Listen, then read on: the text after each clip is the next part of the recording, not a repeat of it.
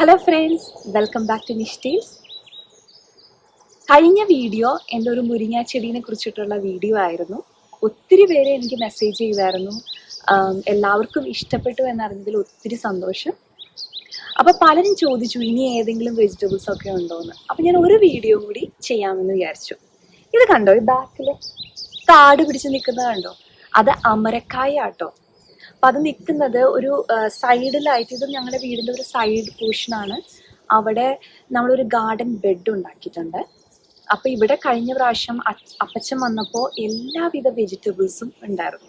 കോവയ്ക്ക, പാവയ്ക്ക, അച്ചിങ്ങ, പടവലം, അമരക്ക എല്ലാം ഈ ഗാർഡൻ ബെഡിലുണ്ടായിരുന്നു. പക്ഷെ ഞാൻ ഈ വർഷം അതൊന്നും നട്ടില്ലായിരുന്നു. ഈ അമരക്ക നമ്മൾ ഒരു വർഷം നട്ട് കഴിഞ്ഞ് കഴിഞ്ഞാൽ അത് എല്ലാ വർഷവും മുളച്ചു വരും. അതിൻ്റെ വിത്ത് ഏതെങ്കിലും വീണ് കിടക്കുന്നുണ്ടെങ്കിൽ തന്നെ മുളച്ചു വരും. അപ്പോൾ ഇത് തന്നെ മുളച്ചു വന്ന പ്ലാന്റ് ആണ്.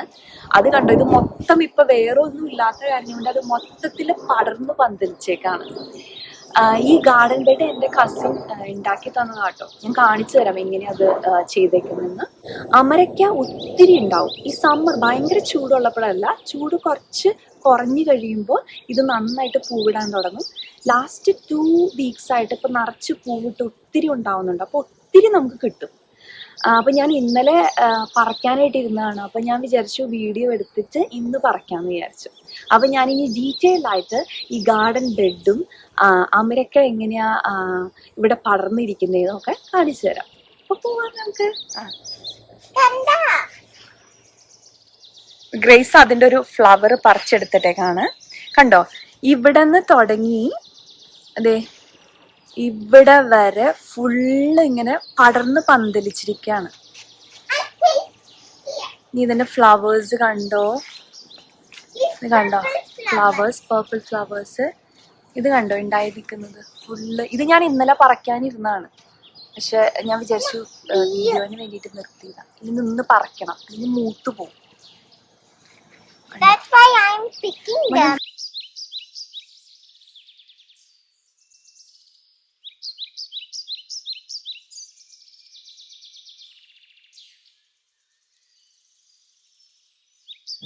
ഇവിടെ ഈ ഒരു കൊലം നിറച്ചും ഉണ്ടായിട്ടുണ്ട്. കണ്ടോ, മൊത്തം ഇവിടെ ഇവിടെ ഇത് ഫുള്ള് ഉണ്ടായിരിക്കാണ്. കണ്ടോ, ഇപ്പം ഈ അറ്റം വരെയുണ്ട്. ഗ്രേസ് അതെല്ലാം പറിച്ചെടുക്കാണ് ഇപ്പോ.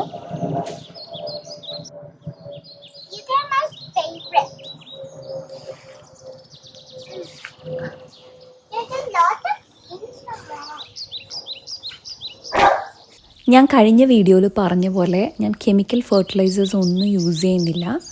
ആകെ യൂസ് ചെയ്യുന്നത് കിച്ചണിൽ നിന്നുള്ള വേസ്റ്റാണ്. അപ്പോൾ അത് ഇവിടെ ഈ ഗാർഡൻ ബെഡിൽ ഒന്ന് ചെറിയ കുഴി കുഴിച്ചിട്ട് അതിൽ കൊണ്ടിട്ടിട്ട് പിന്നെ അതിൻ്റെ മീതം മണ്ണിട്ട് മൂടും. അതൊരു രീതിയിൽ ചെയ്യാറുണ്ട്.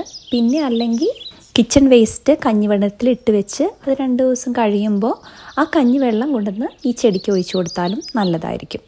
അപ്പം ഞാൻ അതിനെക്കുറിച്ചിട്ടുള്ള വീഡിയോ പിന്നെ ഒരിക്കലും ഇടാം കേട്ടോ. ഇനി ഞാൻ ഗാർഡൻ ബെഡ് കാണിച്ചു തരാം. ഇത് കണ്ടോ, ഇത് ഈ ഫെൻസിൻ്റെ, ഇത് ഞങ്ങളുടെ ഫെൻസാണ്.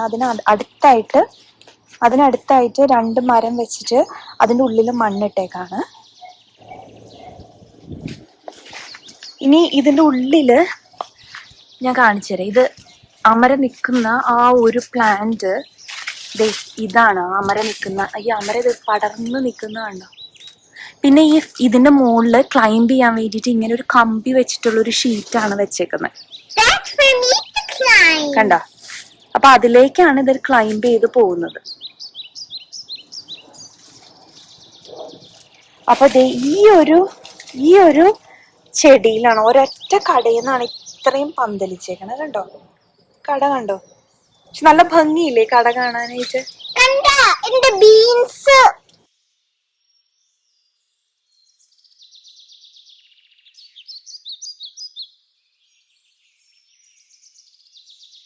ഇനി നെക്സ്റ്റ് ടൈം എല്ലാ വെജിറ്റബിൾസും നടണം, അപ്പച്ചൻ ചെയ്ത പോലെ. ഇനിയിപ്പോൾ അത് അടുത്ത വർഷം ആവട്ടെ എന്ന് വിചാരിക്കും. ഈ വർഷം നടന്നില്ല. കണ്ടോ, ഇതിൻ്റെ ഉള്ളിൽ ഭയങ്കര തണലാട്ടോ. എന്തു രസമാണെന്നറിയോ ഇതിൻ്റെ ഉള്ളിൽ നിൽക്കാനായിട്ട്.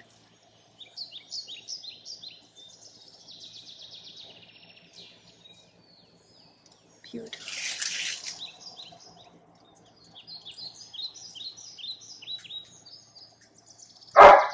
അറ്റത്തൊരു കപ്പ നിൽക്കുന്നുണ്ട്. പക്ഷെ ഈ കപ്പ തണുപ്പ് കുറച്ച് വരുമ്പോഴേക്കും പൂവിടാൻ തുടങ്ങുമ്പോഴേക്കും അത് പോവും. ഗ്രേസ് ഒരു ബക്കറ്റായിട്ട് വന്നിട്ടുണ്ട് പറിച്ചെടുക്കാനായിട്ട്. ഇന്ന് എനിക്ക് ഇത്രയും അമരക്കായാണ് കിട്ടിയത്. കണ്ടോ, നല്ല ഫ്രഷ് അമരക്ക.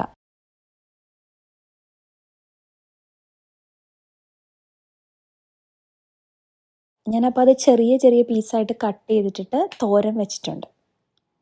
തോരൻ റെഡി ആയിട്ടോ.